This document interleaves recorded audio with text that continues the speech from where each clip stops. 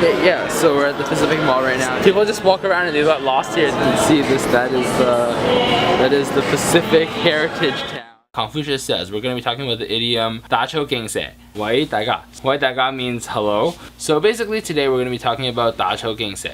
Da means to hit, cho means grass, jing means to surprise, and se means snake. Literally translates into when you hit the grass you surprise the snake. 打球竞赛. So basically the story speaks about a corrupted mayor has corrupted underlings, and then his corrupted underlings one day got kind of accused of like committing a crime by like citizens, and then the citizens then kind of filed the report about kind of corrupted deeds that this one underling did. Basically, when this mayor read about these kind of crime that his underling did, he kind of saw himself in this crime because he also does all these things because they're all kind of all part of the same corrupted party. Later that day, he kind of wrote in his journal about how even though like being accused of something kind of really shook him up, so he was really afraid. So then he kind of wrote down something along the lines of like, oh, hitting the grass really scares me. I guess this story over time kind of got changed and modified a little bit to mean what it means today, which is 打球竞赛. The moral of this story is, there's not really a moral, I guess, but more it's just like a saying or an expression to kind of express